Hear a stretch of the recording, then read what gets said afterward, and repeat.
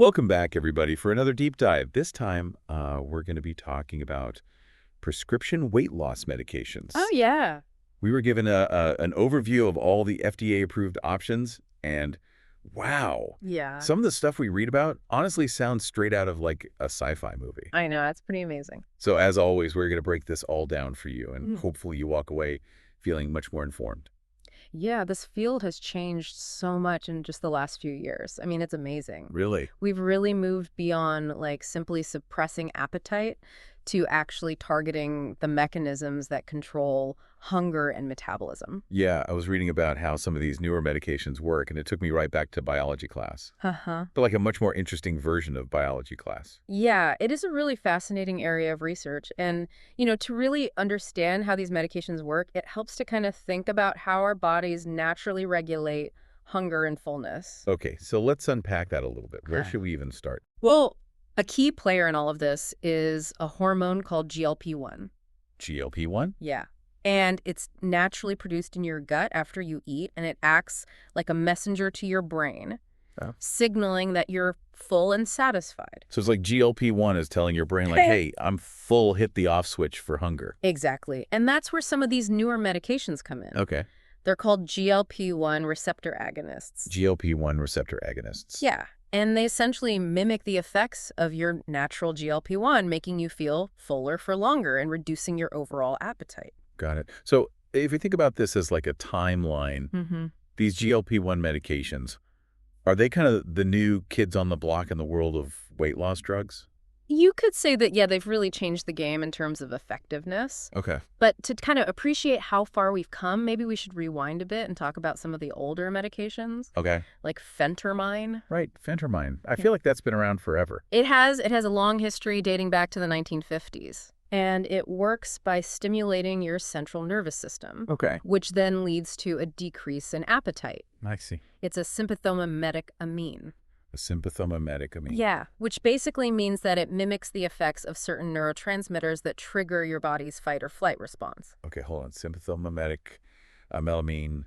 I am getting major biology club flashbacks. Ah, Can you break that down for me? And I'm sure everyone listening who may not have a PhD in neurobiology. of course. So basically it means that Phentermine kind of revs up your system in a way that suppresses hunger, Okay. but it can also lead to side effects like increased heart rate and blood pressure, Got it. which is why it's usually only prescribed for like short-term use. Okay, so it's more like a temporary boost to Exactly. kickstart a weight loss journey, Yeah, not like a long-term solution. exactly. Yeah. Now let's fast forward back to those newer GLP-1 medications we were talking about. Okay.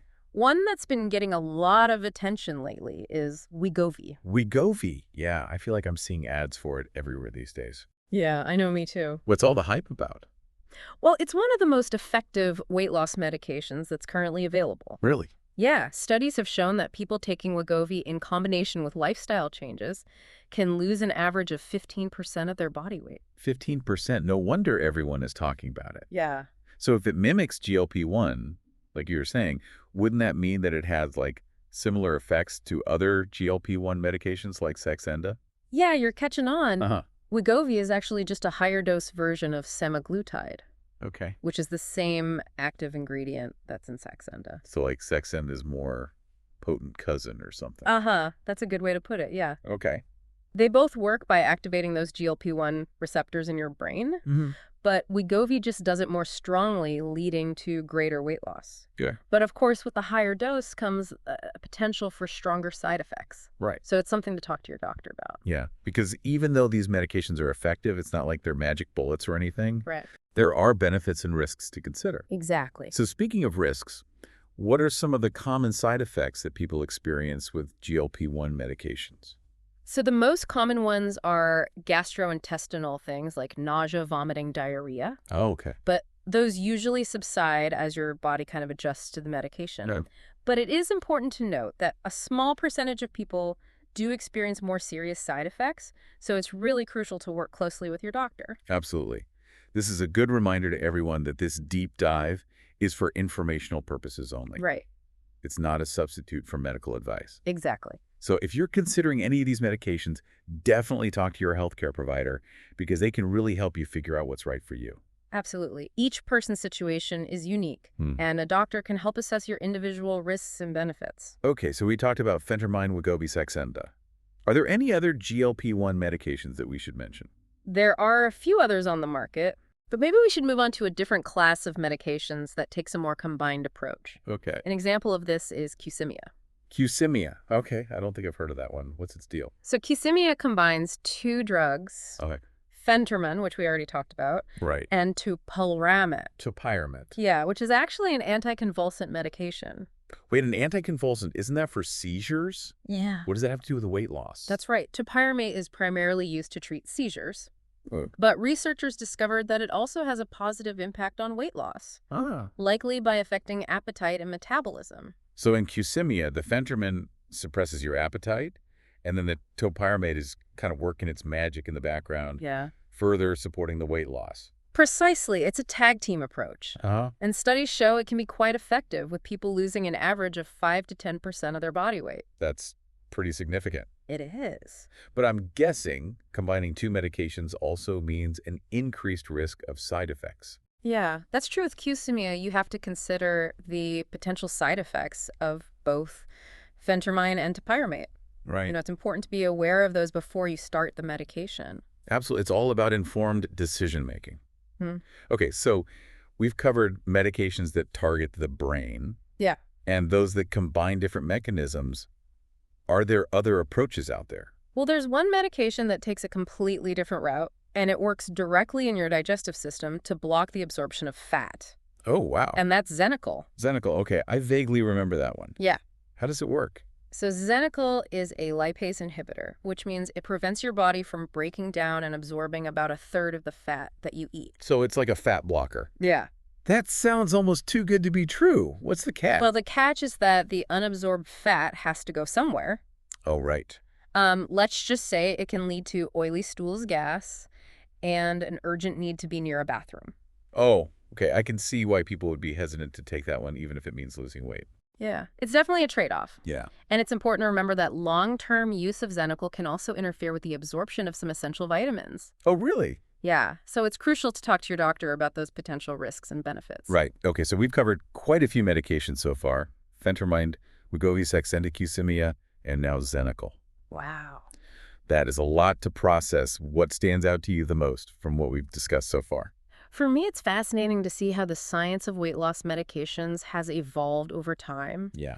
You know, we've gone from medications that primarily target your appetite to those that mimic natural hormones and even those that work directly in the digestive system. It's a testament to all the ongoing research and innovation in this field. It really is. It's amazing to see how many options there are now for people who are struggling with their weight. Yeah. And, you know, it's not a one-size-fits-all situation. There's really a lot to consider when choosing the right medication. Absolutely. And we're not done yet. Really? I still have a few more medications to discuss. Oh, wow. Including one that is specifically designed for people with certain rare genetic forms of obesity. Oh, wow. That sounds incredibly intriguing. I can't wait to hear more about it. Let's dive into those next. Okay. So before we went to the last part, we were saying that there really is no one-size-fits-all solution for weight loss. Right. There's just a whole spectrum of approaches out there. Yeah. And this next medication we're going to talk about, I think, really underscores that point because it's not for everybody. Yeah, you're talking about Imcivree, right? Yeah, Imcivree. Yeah, it's a very specialized medication. It's designed for individuals with certain rare genetic forms of obesity. Exactly. It's not for the average person who's just trying to lose a few pounds. You know, Right. This is for people who have specific genetic mutations that make it really, really difficult for their bodies to regulate hunger and energy balance. Yeah, that's right. It's like having a glitch in your body's natural weight control system. I see. And Imcivree is designed to correct that glitch. So it's like targeting therapy, almost like personalized medicine for weight loss. That's a great way to put it, yeah. Imcivree is specifically for people with mutations in genes like POMC, PCSK1, or LEPR. Wow, those are some big words. I know, right? Uh-huh. Yeah. But these genes play a crucial role in how our brains perceive hunger and fullness. And so when these genes aren't working properly, it can lead to, insatiable hunger and significant weight gain, even from a young age. That makes sense. So for those specific individuals, Imcivree can be life-changing. Absolutely. Hmm. Yeah, clinical trials have shown that Imcivree can lead to significant weight reduction in people with these genetic mutations. Wow. It's not a cure, Right. but it's a really powerful tool that can help them manage their weight and improve their overall health. That's amazing. It really shows you how far we've come, in understanding the complexity of obesity and developing these targeted treatments.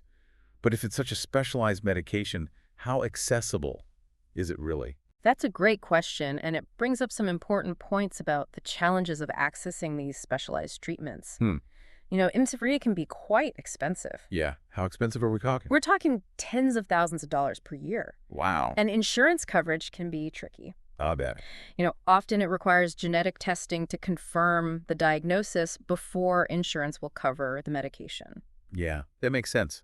But that's a hefty price tag. Yeah. It really makes you think, even with all these incredible advancements in medicine, cost and access are still major barriers. Yeah. For a lot of people, it's a really complex issue. It kind of leads us to a broader question, though, Okay. Why have these weight loss medications become so much more prominent in recent years? That's a good point. I feel like I'm hearing a lot more about these medications now than even a few years ago. What do you think is driving that increased attention? Well, I think part of it is that our understanding of obesity has evolved. Well, we're moving away from that simplistic notion that it's just a matter of willpower or making different lifestyle choices. Right. It's not as simple as just eat less and move more. Exactly. There's so much more to it than that. Research has really revealed the complex biological and genetic factors that contribute to obesity. It's a medical condition, just like any other. Right. And just like any other medical condition, it often requires more than just lifestyle modifications to manage it effectively. That makes sense. Yeah. So as science has kind of advanced, Yeah. so has our understanding of the need for effective medical treatments for obesity. Exactly. And that's where these medications come in. Okay. And along with the scientific advancements, has there also been a shift in societal attitudes towards obesity? I think so. Yeah. There's a growing recognition that, it's not just a cosmetic issue. It's a serious health concern. And it's not something that people choose. Right. It's this complex interplay of, their genetics, their environment, and other factors that are often beyond their control. Exactly. And that shift in understanding is helping to reduce the stigma surrounding obesity. Yeah. Which is crucial for, encouraging people to seek help and access the treatments that they need. Absolutely. It's about creating a culture of empathy and support rather than judgment and shame. Well said. And that kind of brings us back to those groundbreaking GLP-1 medications we were discussing earlier. Yeah. Their effectiveness has really been a game changer in the field of weight management. Yeah, we talked about Wegovy and Saxenda.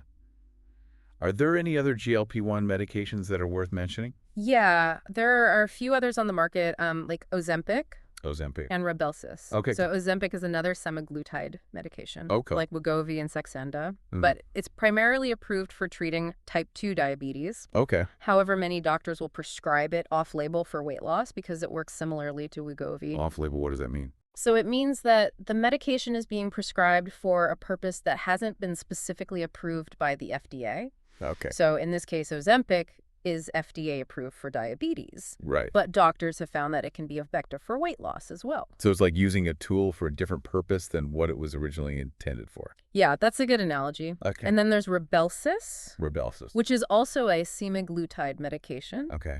But it comes in a pill form instead of an injection. Oh, wow. That's got to be a big deal for people who don't like needles. You bet. It was actually the first oral GLP-1 medication to be approved. Wow. And it's been a really welcome option for a lot of people. Yeah.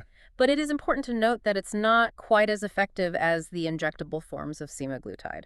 Okay, so there are trade-offs to consider with each medication. Exactly. Whether it's, effectiveness, side effects, or how it's administered. Exactly. It's a personal decision that should be made in consultation with a healthcare provider. Speaking of personal decisions, one thing that really stood out to me while I was researching these medications is the vast range in cost. Oh, absolutely. Yeah. Yeah, the cost of weight loss medications can vary widely from relatively affordable generic options to, very expensive brand name drugs. Yeah, I mean, we were just talking about how Imcivree can cost tens of thousands of dollars per year. Right. But then you have generic Phentermine, which can be as cheap as like $20 or $30 a month. That's right. And that disparity in cost can be a major barrier for a lot of people, Yeah. especially those who don't have, good insurance coverage.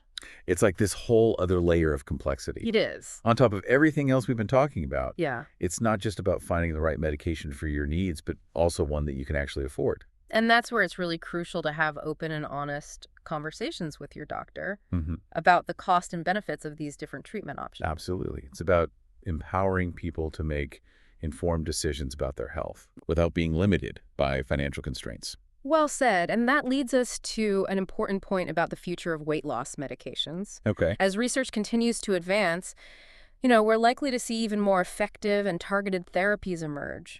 But that question of access and affordability will remain, a critical issue that we need to address as a society.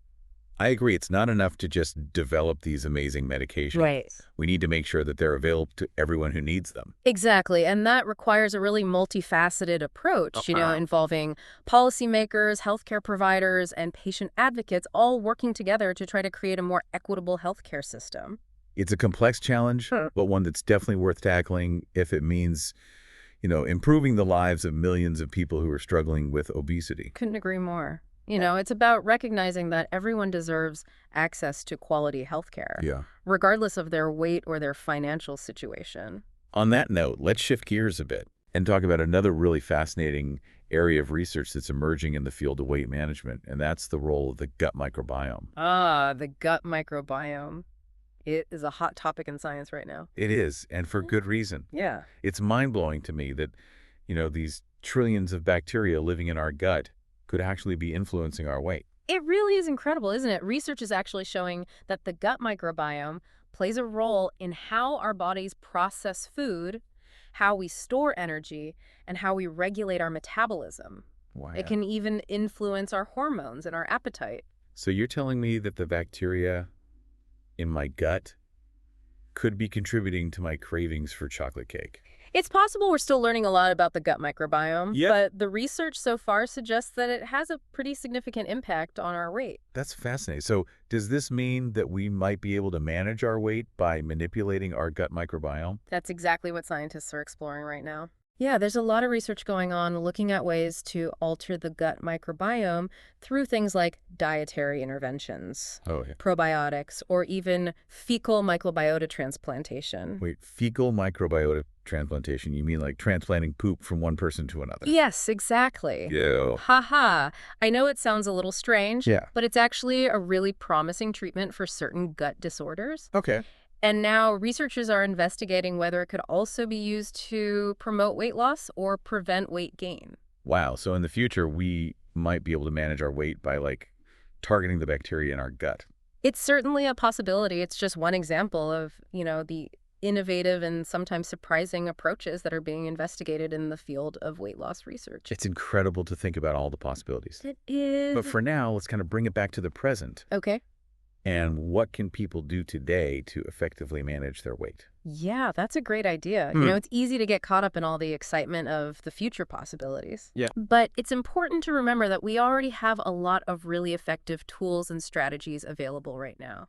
And one of the most important messages that we want to leave our listeners with is that, weight management is not just about medication. Right. It's really about a holistic approach. Exactly. That includes, lifestyle changes, therapy, and ongoing support. You hit the nail on the head.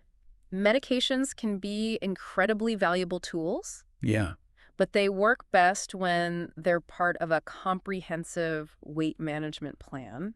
Okay, so let's break that down a little bit. What are some of the key components of a holistic approach to weight management? Well, it starts with making sustainable lifestyle changes. Okay. Things like adopting a healthy eating pattern and incorporating regular physical activity into your routine. Right, those are the foundational elements. Yeah. But it's not always easy to make those changes and stick with them. It's not. That's where therapy can be helpful, right? Absolutely. Therapy can provide really valuable support and guidance for addressing kind of the emotional and behavioral aspects of weight management. Okay. It can help people develop coping mechanisms for dealing with stress and emotional eating. Mm-hmm. And it can also help them build self-compassion and resilience. And let's not forget the importance of ongoing support, Right. whether it's from healthcare professionals or support groups or even loved ones. Yeah. Having that strong support system can make a huge difference in maintaining long-term weight loss. Indeed, it's about creating an environment that fosters those healthy habits and empowers individuals to make sustainable changes. And that brings us to another crucial aspect of weight management, Okay, what's that? addressing the underlying causes of weight gain. Okay, that's interesting. What do you mean by that? Well, sometimes weight gain can be a symptom of an underlying medical condition, Okay. like hypothyroidism or polycystic ovary syndrome, PCOS. So it's not always just about lifestyle or genetics. Right. There could be other medical factors at play. Exactly. And that's why it's so important to work with a healthcare provider Yeah. who can assess your overall health and rule out any underlying medical conditions that might be contributing to your weight gain. That's a great point. It's a good reminder that weight management is complex. And it's about, addressing the whole person, not just the number on the scale. Couldn't agree more. It's about improving overall health and well-being, both physically and mentally. And that leads us to another important consideration, the potential side effects of these medications. Right. We've touched on some of them already, but I think it's worth emphasizing that no medication is without risks. Absolutely. It's really crucial to weigh the potential benefits of a medication against its possible side effects. And, it's essential to have open and honest conversations with your doctor about your medical history, any other medications you're taking, and any concerns that you might have. Right. It's all about making informed decisions that are right for you and your individual circumstances. Well said, and I think that's a perfect segue into the next part of our deep dive, where we'll delve into some of the most promising developments on the horizon for weight loss medications. Ooh, I'm excited to hear about that. What does the future hold for weight loss treatments? Well, there are some really exciting advancements in the pipeline, from medications that target specific pathways in the brain Okay. to personalized therapies that are tailored to an individual's genetic makeup. So it sounds like the future of weight management is going to be even more personalized and targeted. That's right. And these advancements have the potential to be truly transformative for millions of people. Yeah. But as with any new technology, it's important to approach these advancements with both excitement and cautious optimism. What do you mean by that? Well, we need to make sure that these new treatments are safe, effective, and accessible to everyone who needs them. Right. We need to avoid repeating the mistakes of the past where access to innovative treatments was often limited by cost or other barriers. That's a really important point. Yeah. It's not enough to just develop these new therapies. Right. We need to make sure that they actually reach the people who can benefit from them. Exactly. And that requires a collective effort from, researchers, policymakers, healthcare providers, and patient advocates. We need to all work together to create a healthcare system that prioritizes equity and accessibility. I couldn't agree more. Yeah. It's about ensuring that everyone has the opportunity to achieve their best possible health, Yeah. regardless of their weight or their socioeconomic status. Well said. And on that note, I think it's time for us to take a quick break and then come back for the final part of our deep dive. Okay, sounds good. We'll explore those cutting-edge advancements in weight loss treatments in more detail, and we'll discuss what they might mean for the future of weight management. All right, so we're back. And before the break, we were getting really excited about the future of these weight loss medications and how they're becoming more personalized. It really is remarkable, isn't it? Yeah, so I'm ready to hear more about these cutting-edge advancements. Like, what are some of the things that you're most excited about? Well, one area that's generating a lot of excitement is the development of medications that target very specific pathways in the brain. Okay. We're learning that different parts of the brain actually play a role in regulating hunger, satiety, and energy expenditure. So instead of just broadly suppressing appetite, these new medications can hone in on the specific signals that drive us to overeat. Exactly. It's like we have a control panel for our hunger and fullness. Okay. And these medications are allowing us to fine-tune those signals with much more precision. Wow, that's pretty amazing. Yeah. Can you give me an example of one of these targeted brain medications? Sure. There's a class of medications called melanin concentrating hormone, or MCH.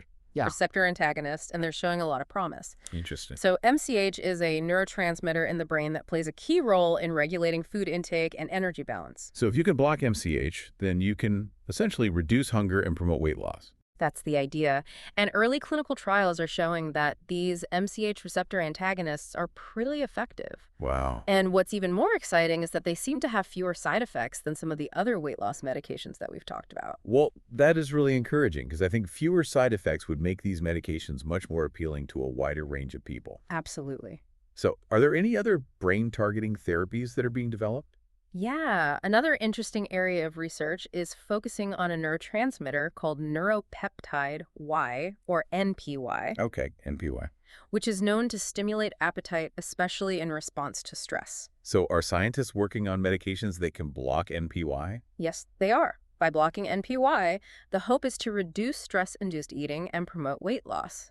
Interesting. And early research is promising these NPY antagonists seem to be effective for people who tend to overeat when they're stressed out or anxious. Oh, wow, that would be huge. Yeah. Have medications that can specifically target emotional eating. Yeah, it would be a game changer for a lot of people. Yeah, it really is incredible to think that we might have medication someday that could do that. I know it really speaks to how much we're learning about that connection between our brain, our emotions, and our eating behaviors. Yeah, and it also kind of speaks to the power of personalized medicine, Mm-hmm. which we talked about a bit earlier. Yeah. So, are there any other developments in personalized weight loss therapies that you're excited about? Yeah, absolutely. One area that holds immense potential is pharmacogenetics. Pharmacogenetics. Yeah, this field focuses on how an individual's genes can influence their response to medications. So pharmacogenetics could be used to help us predict which medication is most likely to be effective for a specific person based on their genes. Exactly. It's about moving away from that one-size-fits-all approach to weight loss treatment Okay. and tailoring therapies to each individual's unique genetic profile.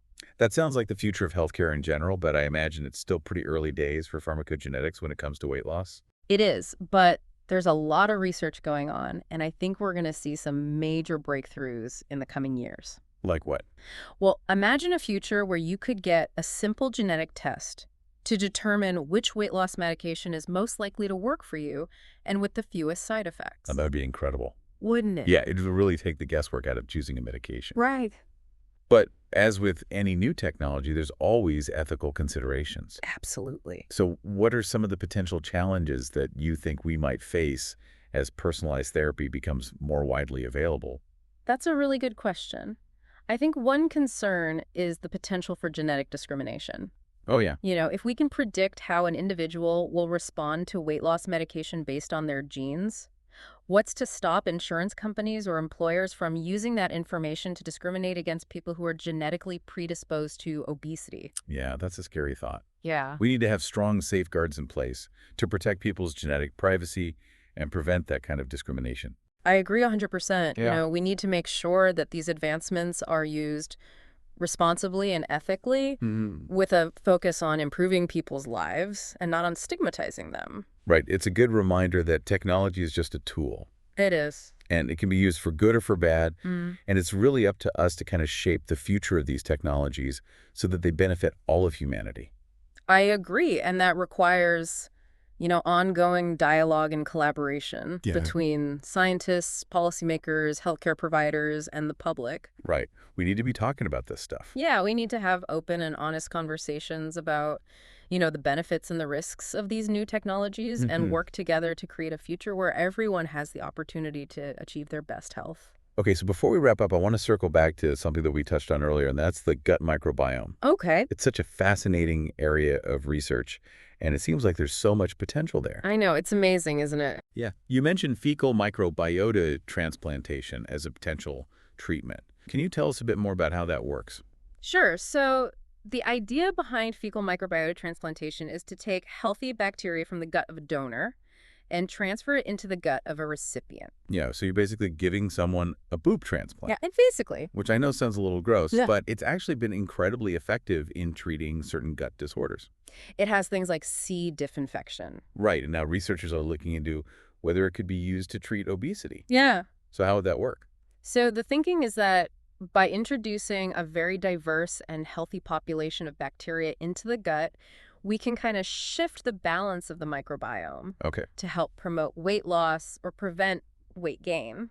So it's almost like you're giving your gut like a bacterial makeover or something. Uh-huh. That's a great way to put it. And the research is showing that it's promising. Yeah, early research is promising. Some studies have shown that it can actually lead to improvements in metabolic health and even modest weight loss in some people with obesity. Wow, so it really is like we're just scratching the surface of what we can do with the gut microbiome. I think so. What other approaches are scientists kind of looking into in this area? Well, there's a lot of interest in using dietary interventions to modulate the gut microbiome. Okay, how so? Well, certain foods like fiber-rich fruits and vegetables Okay. promote the growth of beneficial bacteria in the gut. So by eating a healthy diet, we could actually be cultivating a healthier gut microbiome, which Exactly. could then help us manage our weight. Exactly. It's a great example of how, making these simple lifestyle changes Yeah. can really have a profound impact on our health, even at the microscopic level. And what about probiotics? Are those helpful? So probiotics are live microorganisms that when you consume them in adequate amounts, they can provide some health benefits. Okay. There is some evidence that certain probiotics can be helpful, but the research is still pretty inconclusive. So not a magic bullet, but maybe something worth trying. Yeah, as part of a holistic approach to weight management. Exactly. And I think that's a good takeaway message from our deep dive today. Weight management is multifaceted, Mm-hmm. and it requires a personalized approach, Yeah. taking into account individual circumstances, needs, and goals. Absolutely. We've covered a lot of ground today, from the science behind how our bodies regulate weight to the latest advancements in weight loss medications and therapies. Yeah, and we've explored the connection between our genetics, our lifestyle choices, and even the gut microbiome. It really is a fascinating and ever-evolving field of research, It is. and an important one given how prevalent obesity is and its impact on our health and well-being. Absolutely. But, amidst all this complexity, I think the most important thing to remember is that weight management is ultimately about empowering people to make informed decisions about their health. It's about giving people the knowledge, the tools, and the support to achieve their goals and live healthier, happier lives. Beautifully said. I think that's a perfect note to end our deep dive on. Well, thank you so much for joining us on this journey of weight loss and weight management. Yeah, thanks for listening, everybody. We hope you found this deep dive informative and engaging, and we encourage you to keep learning and exploring this topic. Remember, knowledge is power. The more informed you are, the better you'll be to navigate the complexities of this and make choices that support your health and happiness. That's all for this deep dive. Until next time, keep on learning.